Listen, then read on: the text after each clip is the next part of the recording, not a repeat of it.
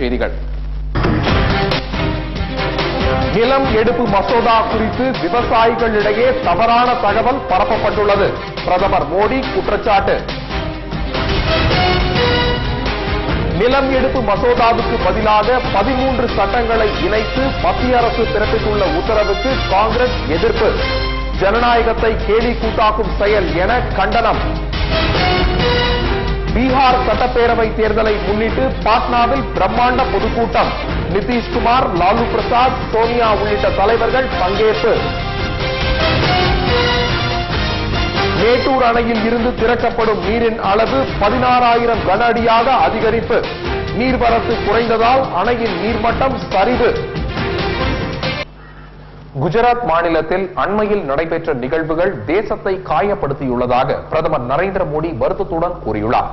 அகில இந்திய வானொலியில் ஒளிபரப்பாகும் மன் கி பாத் நிகழ்ச்சியில் பேசிய அவர் 1965ஆம் ஆண்டு பாகிஸ்தானுடன் நடைபெற்ற போரில் வெற்றியை தேடித்தந்த ராணுவ வீரர்கள் குறித்து பெருமிதம் கொள்வதாக கூறினார்.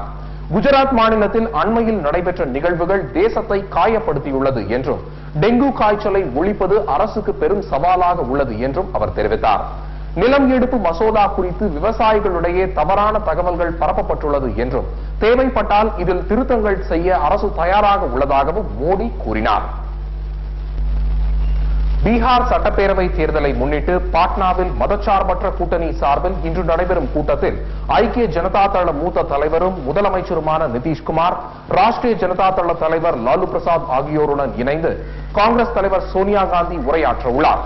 இதுகுறித்து பாட்னாவில் பீகார் மாநில காங்கிரஸ் தலைவர் அசோக் சௌத்ரி செய்தியாளர்களிடம் பேசுகையில், சோனியா காந்தி இன்று நடைபெறும் பிரச்சார கூட்டத்தில் பங்கேற்பதற்காக பாட்னாவுக்கு பிற்பகலில் வருகை தர உள்ளதாகவும், சோனியா காந்தியுடன் மாநிலங்களவை எதிர்க்கட்சித் தலைவர் குலாம் நபி ஆசாத், கட்சியின் பொதுச் செயலாளரும் பீகார் மாநில காங்கிரஸ் பொறுப்பாளருமான சிபி ஜோஷி ஆகியோர் பிரச்சார கூட்டத்தில் பங்கேற்க உள்ளதாகவும் கூறினார். மேலும் இக்கூட்டத்தில் ஐக்கிய ஜனதா தளம், ராஷ்டிரிய ஜனதா தளம் கட்சிகளின் தொண்டர்களுடன் காங்கிரஸ் தொண்டர்கள் 1.5 லட்சம் பேர் கலந்து கொள்கின்றனர் என்றும் அசோக் சௌத்ரி கூறினார். பீகார் சட்டப்பேரவை தேர்தலில் காங்கிரஸ் கட்சி 40 தொகுதிகளில் போட்டியிடுகிறது என்பது குறிப்பிடத்தக்கது. மேட்டூர் அணையில் இருந்து திறக்கப்படும் நீரின் அளவு வினாடிக்கு 13,000 இருந்து 16,000 கன அடியாக உயர்த்தப்பட்டுள்ளது. மேட்டூர் அணைக்கு நீர்வரத்து தொடர்ந்து குறைந்து வருகிறது. நேற்று முன்தினம் வினாடிக்கு 12,080 கன அடியாக இருந்த நீர்வரத்து நேற்று ஒரே நாளில் 5,000 கன அடி குறைந்து 7,368 கன அடியாக இருந்தது. இன்று காலை மேலும் 1000 கன அடி குறைந்து 6,368 கன அடியாக நீர்வரத்து உள்ளது. இந்நிலையில் டெல்டா மாவட்ட பாசனத்திற்காக திறக்கப்படும் நீரின் அளவு 13,000 இருந்து 16,500 கன அடியாக உயர்த்தப்பட்டுள்ளது. அணைக்கு வரும் நீரின் அளவை விட திறந்துவிடப்படும் நீரின் அளவு அதிகமாக உள்ளதால் அணையின் நீர்மட்டம் வேகமாக குறைந்து வருகிறது. தற்போது நீர்மட்டம் 92.46 அடியாக உள்ளது. நீர்வரத்து தொடர்ந்து குறைந்து வருவதால் அணையின் நீர்மட்டம் வெகுவாக குறைந்துவிடும் நிலை ஏற்பட்டுள்ளது. கர்நாடகாவில் 2 நாட்களில் மேலும் 5 விவசாயிகள் தற்கொலை செய்து கொண்டுள்ளனர். கர்நாடகாவின் கடன் தொல்லை காரணமாக விவசாயிகள் தற்கொலை செய்து கொள்ளும் அவலம் நாளுக்கு நாள் அதிகரித்து வருகிறது. அண்மையில் பிரதமரை சந்தித்து கர்நாடக அனைத்து கட்சி குழு விவசாயிகள் தற்கொலை தொடர்பான தங்கள் வேதனையை பிரதமரிடம் தெரிவித்தது. இந்நிலையில் கர்நாடகாவில் கடனை திருப்பி செலுத்த முடியாமல் 2 நாட்களில் மேலும் 5 விவசாயிகள் தற்கொலை செய்து கொண்டுள்ளனர். கர்நாடகாவின் கடன் தொல்லை காரணமாக விவசாயிகள் தற்கொலை செய்து கொள்வது நாளுக்கு நாள் அதிகரித்து வருகிறது. இதனால் அம்மாநில முதலமைச்சர் சித்தராமையாவுக்கு கடும் நெருக்கடி ஏற்பட்டுள்ளது. முறைகேட்டில் ஈடுபட்டதாக திருவொற்றியூர் குற்றவியல் நடுவர் பெண் நீதிபதி அதிரடியாக சஸ்பெண்ட் செய்யப்பட்டார். சென்னை அடுத்த திருவொற்றியூர் குற்றவியல் நடுவர் நீதிமன்றங்கள் செயல்பட்டு வருகின்றன. இங்கு குற்றவியல் பெண் நீதிபதியாக ஜெயசூர்யா என்பவர் கடந்த 2 ஆண்டுகளாக பணிபுரிந்து வந்தார். இவர் மீது முறைகேடு புகார்கள் கூறப்பட்டன. இது தொடர்பாக சென்னை உயர்நீதிமன்ற பதிவாளரிடமும் மாவட்ட நீதிபதி மற்றும் தலைமை குற்றவியல் நீதிபதியிடமும் புகார்கள் சென்றதை அடுத்து மாவட்ட நீதிபதி ஜெயச்சந்திரன், மாவட்ட குற்றவியல் தலைமை நீதிபதி பவதாரணி ஆகியோர் திருவொற்றியூர் நீதிமன்றத்திற்கு திடீரென சென்று ஆய்வு செய்தனர்.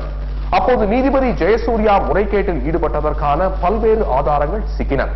வழக்கு நடவடிக்கையில் முறைகேடு செய்தல், தண்டனை பெற்றவர்களிடம் வசூலிக்கப்படும் அபராதத்தை முறையாக கருவூலத்தில் கட்டாதது உள்ளிட்ட முறைகேடுகளை நீதிபதி கண்டுபிடித்தார். இதையடுத்து திருவொற்றியூர் குற்றவியல் நீதித்துறை நடுவர் மன்ற ஜெயசூர்யாவை தற்காலிகமாக பணி நீக்கம் செய்து மாவட்ட நீதிபதிகள் உத்தரவிட்டனர். இதனைத் தொடர்ந்து திருவொற்றியூர் நீதிமன்ற பொறுப்பு தற்காலிகமாக பூந்தமல்லி நீதிபதிகளிடம் ஒப்படைக்கப்பட்டது. வாணியம்பாடியில் வீடு ஒன்றில் பதுக்கி வைக்கப்பட்டிருந்த 3500 லிட்டர் எரிசாராயத்தை போலீசார் பறிமுதல் செய்தனர். வேலூர் மாவட்டம் வாணியம்பாடியில் சின்னத்தம்பி என்பவருக்கு சொந்தமான வீட்டில் எரிசாராயம் பதுக்கி வைக்கப்பட்டுள்ளதாக வாணியம்பாடி மதுவிலக்கு காவல்துறையினருக்கு ரகசிய தகவல் கிடைத்தது. இதையடுத்து வாணியம்பாடி காவல்துறை துணை கண்காணிப்பாளர் வனிதா தலைமையில் சின்னத்தம்பியின் வீட்டில் காவல்துறையினர் அதிரடி சோதனை நடத்தினர். அப்போது 35 லிட்டர் கொள்ளளவுள்ள 100 கேன்களில் 3500 லிட்டர் எரிசாராயம் பதுக்கி வைக்கப்பட்டிருந்தது தெரிய வந்தது. இதனையடுத்து போலீசார் அவற்றை பறிமுதல் செய்தனர். இதுகுறித்து வாணியம்பாடி மதுவிலக்கு போலீசார் வழக்கு பதிவு செய்து தலைமறைவான சின்னத்தம்பியை தேடி வருகின்றனர். நடத்திட்டு இருக்கும்போது இங்க வாணியம்பாடி டிஎஸ்பி அவங்களுடைய டீம் வந்து லாலா ஏரி லிமிட்ல ஒரு வீட்டுல ஒரு ஓடு போட்ட வீட்டுல வந்து 35 லிட்டர் கெப்பாசிட்டி உள்ள கேன் இது RS கேன் வந்து 70 கேன் பிடிச்சிருக்காங்க. வேற எதுவும் இந்த வெள்ளூர் மாவட்டத்தில் வந்து மதுவிலக்கு சம்பந்தப்பட்ட குற்றங்கள் யார் இருந்தாலும் பொதுமக்கள் வந்து எங்களுடைய நம்பர்ல நேரடியா தெரிவி. நிலம் கையகப்படுத்தும் விவகாரத்தில் 13 சட்டங்களை இணைத்து மத்திய அரசு பிறப்பித்துள்ள உத்தரவுக்கு காங்கிரஸ் கட்சி கடும் எதிர்ப்பு தெரிவித்துள்ளது. மன்மோகன் சிங் தலைமையிலான முந்தைய ஐக்கிய முற்போக்கு கூட்டணி அரசு நிலம் கையகப்படுத்தும் சட்டம் ஒன்றை 2013ஆம் ஆண்டு கொண்டு வந்தது. இந்த சட்டத்தில் முக்கிய துறைகளுக்கு நிலம் கையகப்படுத்துவதில் விவசாயிகளின் சம்மதம் பெற தேவையில்லை என்பது உள்ளிட்ட அம்சங்களை சேர்த்து நரேந்திர மோடி தலைமையிலான பாஜக கூட்டணி அரசு அவசர சட்டம் ஒன்றை கடந்த ஜனவரி மாதம் கொண்டு வந்தது. அந்த அவசர சட்டத்துக்கு மாற்றாக மக்களவையில் நியாயமான இழப்பீடு பெறும் உரிமை, நிலம் கையகப்படுத்துவதில் வெளிப்படையான தன்மை, மறுவாழ்வு மற்றும் மறுகுடியமர்த்துதல் மசோதா 2015 என்ற பெயரில் மசோதா கொண்டு வந்து கடந்த மார்ச் மாதம் நிறைவேற்றப்பட்டது. ஆனால் மாநிலங்களவையில் ஆளும் கூட்டணிக்கு பெரும்பான்மை இல்லாததால் இந்த மசோதாவை அங்கு நிறைவேற்ற முடியவில்லை. இதன் காரணமாக அவசர சட்டம் மேலும் 2 முறை நீட்டிக்கப்பட்டது. அந்த வகையில் 3வது முறையாக பிறப்பிக்கப்பட்ட அவசர சட்டம் நாளையுடன் காலாவதியாகிறது. இதனையடுத்து நிலம் கையகப்படுத்தும் அவசர சட்டத்தை கைவிட மத்திய அரசு அதற்கு பதிலாக 13 அம்சங்களை இணைந்து புதிய உத்தரவு ஒன்றை பிறப்பித்துள்ளது. இதுகுறித்து அந்த கட்சியின் செய்தி தொடர்பாளர் ஜெயராம் ரமேஷ் டெல்லியில் செய்தியாளர்களிடம் பேசுகையில், மத்திய அரசின் உத்தரவு சட்ட விரோதமானது என்றும் இது நாடாளுமன்ற அமைப்பினை கேலி கூத்தாக்கும் செயல் என்றும் கண்டனம் தெரிவித்துள்ளார். கரூர் அருகே காவிரி ஆற்றில் குளிக்கச் சென்ற 3 மாணவர்கள் நீரில் மூழ்கி உயிரிழந்த சம்பவம் சோகத்தை ஏற்படுத்தியுள்ளது. திருச்சி அரபிக் கல்லூரியில் பயின்று வந்த பள்ளப்பட்டியைச் சேர்ந்த சித்திக் அலி, தென்காசியை சேர்ந்த அக்பர் பாதுஷா, திண்டுக்கல்லை சேர்ந்த நஸ்ருதீன் ஆகிய 3 பேரும் கரூர் மாவட்டம் குளித்தலை சபாபதி தெருவில் வசிக்கும் ஆசிக் என்பவரின் வீட்டுக்கு சென்றுள்ளனர். இந்நிலையில் அங்குள்ள காவிரி ஆற்றின் கரையில் அவர்கள் குளிக்கச் சென்றுள்ளனர். அப்போது ஆற்றில் அதிக அளவில் மணல் அள்ளப்படுவதால் புதை மணலில் சிக்கி அவர்கள் 3 பேரும் பரிதாபமாக உயிரிழந்தனர். இதுகுறித்து தகவல் அறிந்ததும் சம்பவ இடத்திற்கு விரைந்து வந்த முசிறி தீயணைப்பு படையினர் உயிரிழந்த மாணவர்களின் உடல்களை கைப்பற்றி குளித்தலை அரசு மருத்துவமனைக்கு அனுப்பி வைத்தனர். இந்த சம்பவம் அப்பகுதியின் மக்களிடையே பெரும் சோகத்தை ஏற்படுத்தியுள்ளது. மாணவர்களின் உயிரிழப்பு குறித்து குளித்தலை போலீசார் விசாரணை நடத்தி வருகின்றனர். பாகிஸ்தான் ஆக்கிரமிப்பு காஷ்மீரில் பதுங்கியுள்ள 300 தீவிரவாதிகள் இந்தியாவிற்குள் நுழைய தகுந்த சந்தர்ப்பத்தை எதிர்நோக்கி காத்திருப்பதாக மத்திய அரசு மீண்டும் எச்சரித்துள்ளது. பாகிஸ்தான் ஆக்கிரமிப்பு காஷ்மீரில் 17 இடங்களில் தீவிரவாதிகள் பதுங்கியுள்ளதாகவும் அங்கு அவர்கள் பயிற்சி பெற்று வருவதாகவும் தெரிய வந்துள்ளது. 300 தீவிரவாதிகளும் இந்தியாவிற்குள் அத்துமீறி நுழைந்து தாக்குதல் நடத்துவதற்கான சந்தர்ப்பத்தை எதிர்நோக்கி காத்திருப்பதாக கூறியுள்ளது. தீவிரவாதிகள் தங்கியுள்ள இடம் குறித்து துல்லியமான தகவல்களை சேகரித்துள்ளதாக தெரிவித்துள்ள மத்திய அரசு, பாகிஸ்தான் பாதுகாப்பு ஆலோசகர் டெல்லி வந்திருந்தால் தீவிரவாதிகள் தொடர்பான தகவல்களை அவரிடம் ஒப்படைத்திருப்போம் என்று தெரிவித்துள்ளது. இதேபோல் நிழலுலக தாதா தாவூத் அப்ரஹீம் பாகிஸ்தானில் இருப்பதற்கான ஆதாரங்கள் உள்ளதாகவும், பாகிஸ்தானில் தாவூத்திற்கு சொந்தமான வீடுகளில் ஒன்று முன்னாள் பிரதமர் பெனாசீர் பூட்டோவின் மகன் பிலாவல் பூட்டோ வீடு அருகே அமைந்துள்ளதாகவும் மத்திய அரசு தெரிவித்துள்ளது. அடுத்து வரும் செய்திகள். ஜிஎஸ்டி மசோதாவை நிறைவேற்ற ஒத்துழைக்க வேண்டும், அரசியல் கட்சிகளுக்கு ரகுராம் ராஜன் வலியுறுத்தல். திருக்குறளை தேசிய நூலாக அறிவிக்க வேண்டும், சென்னையில் வள்ளலார் தமிழ் மன்றத்தினர் உண்ணாவிரதம். விவரம் இடைவேளைக்கு பிறகு.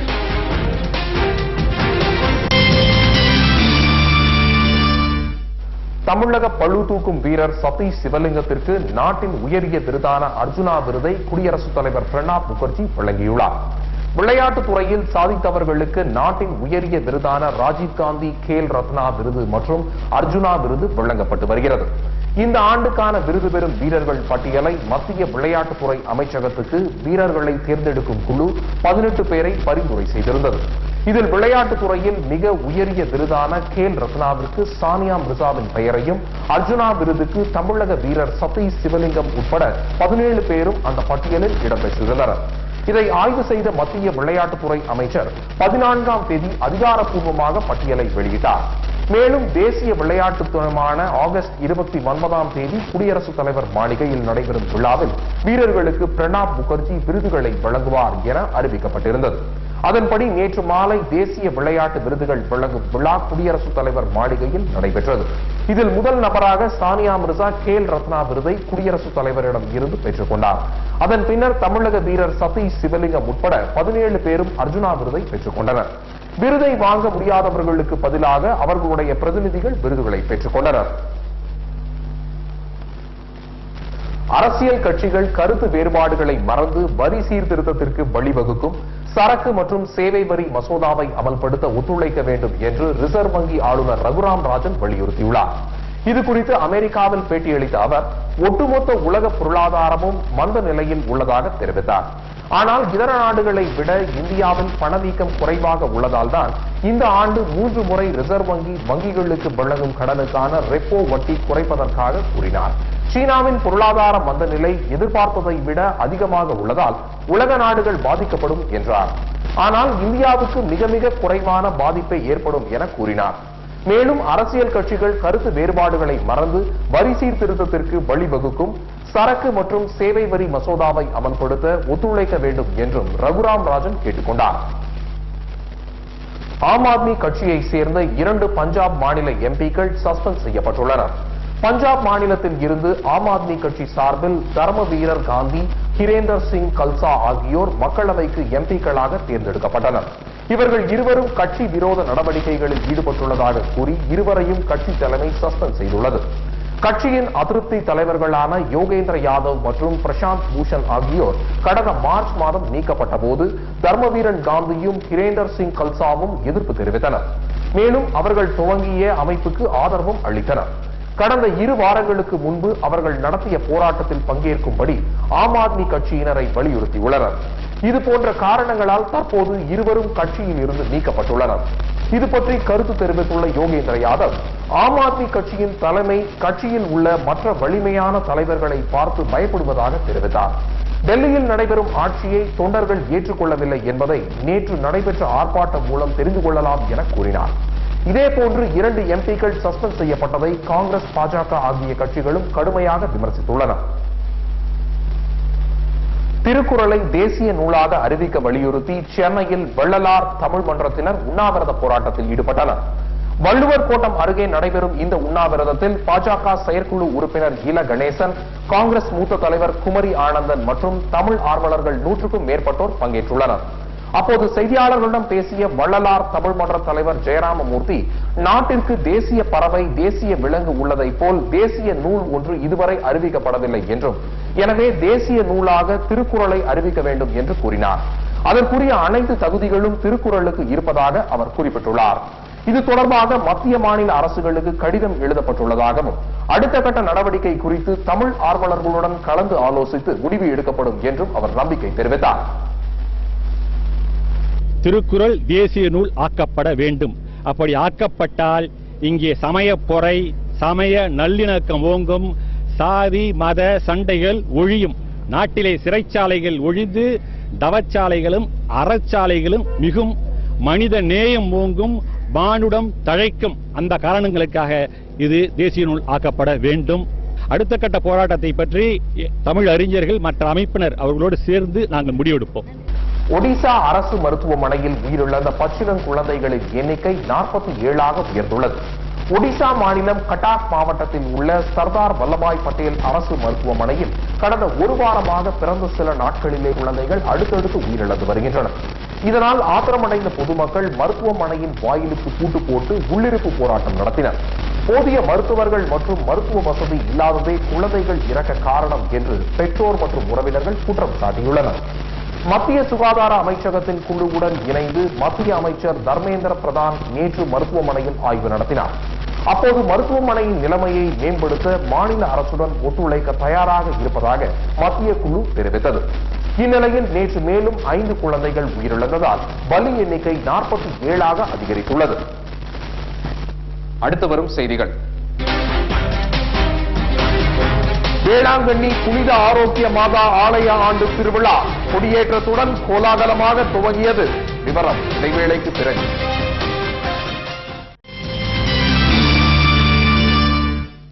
வேளாங்கண்ணியில் புனித ஆரோக்கிய மாதா பேராலயத்தின் ஆண்டு திருவிழா கொடியேற்றத்துடன் துவங்கியது. நாகை மாவட்டம் வேளாங்கண்ணியில் புனித ஆரோக்கிய மாதா பேராலயம் அமைந்துள்ளது. இந்த ஆலயத்தின் ஆண்டு திருவிழாவை தஞ்சை மறை மாவட்ட ஆயர் தேவதாஸ் அம்புரோஸ் அன்னையின் திருக்கொடியை புனிதம் செய்து கொடியேற்றி துவக்கி வைத்தார். இந்த விழாவில் இந்தியாவின் பல்வேறு மாநிலங்களில் இருந்தும் தமிழகத்தின் பல்வேறு மாவட்டங்களில் இருந்தும் லட்சக்கணக்கான பக்தர்கள் கலந்து கொண்டனர்.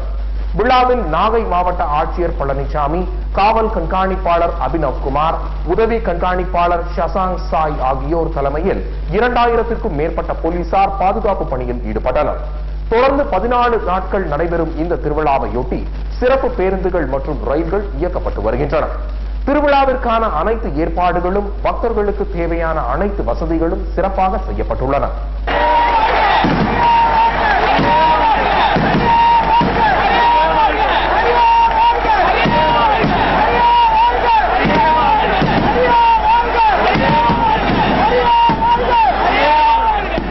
சென்னையை அடுத்த வியாசர்பாடி சாஸ்திரி நகரில் உள்ள புனித ஆரோக்கிய மாதா பேராலயத்தின் ஆண்டு திருவிழாவை டாக்டர் சிங்கராயர் கொடியேற்றத்துடன் துவக்கி வைத்தார். பின்னர் போதகர் பழனிசாமி மற்றும் பால்சாமி குருக்கள் திருப்பலி நடத்தினார். இதனைத் தொடர்ந்து நடைபெற்ற தேர் பவனியில் நூற்றுக்கணக்கானோர் கலந்து கொண்டு புனித ஆரோக்கிய மாதாவை வழிபட்டனர். ஸ்ரீபெரும்புதூர் அருகே பதுக்கி வைக்கப்பட்டிருந்த 7 டன் ரேஷன் அரிசியை குடிமை பொருள் வழங்கல் குற்ற புலனாய்வு துறையினர் பறிமுதல் செய்தனர். காஞ்சிபுரம் மாவட்டம் ஸ்ரீபெரும்புதூர் அருகே உள்ள படப்பையில் மாந்தோப்பு ஒன்றில் சட்டவிரோதமான ரேஷன் அரிசி பதுக்கி வைக்கப்பட்டுள்ளதாக மாவட்ட குடிமை பொருள் வழங்கல் குற்ற புலனாய்வு துறையினருக்கு ரகசிய தகவல் ஒன்று கிடைத்தது. இதனையடுத்து சம்பவ இடத்திற்கு விரைந்து சென்ற குற்ற புலனாய்வு துறை அதிகாரிகள் அங்கு பதுக்கி வைக்கப்பட்டிருந்த 7 டன் ரேஷன் அரிசி மற்றும் 2 லாரிகளை பறிமுதல் செய்தனர். இதனைத் தொடர்ந்து அரிசியை ஸ்ரீபெரும்புதூர் நுகர்பொருள் வாணிய கிடங்கிற்கு அதிகாரிகள் அனுப்பி வைத்தனர். இது தொடர்பாக மாந்தோப்பு காவலாளி துரை என்பவரை கைது செய்துள்ள போலீசார் விசாரணை மேற்கொண்டு வருகின்றனர். மேலும் தப்பியோடிய 10 பேரை போலீசார் தேடி வருகின்றனர். மீண்டும் தலைப்புச் செய்திகள். நிலம் எடுப்பு மசோதா குறித்து விவசாயிகளிடையே தவறான தகவல் பரப்பப்பட்டுள்ளது. பிரதமர் மோடி குற்றச்சாட்டு. நிலம் எடுப்பு மசோதாவுக்கு பதிலாக 13 சட்டங்களை இணைத்து மத்திய அரசு பிறப்பித்துள்ள உத்தரவுக்கு காங்கிரஸ் எதிர்ப்பு. ஜனநாயகத்தை கேலி கூத்தாக்கும் செயல் என கண்டனம். பீகார் சட்டப்பேரவை தேர்தலை முன்னிட்டு பாட்னாவில் பிரம்மாண்ட பொதுக்கூட்டம். நிதிஷ்குமார், லாலு பிரசாத், சோனியா உள்ளிட்ட தலைவர்கள் பங்கேற்பு. மேட்டூர் அணையில் இருந்து திறக்கப்படும் நீரின் அளவு 16,000 கன அடியாக அதிகரிப்பு. நீர்வரத்து குறைந்ததால் அணையின் நீர்மட்டம் சரிவு. இத்துடன் செய்திகள் நிறைவடைகின்றன. வணக்கம்.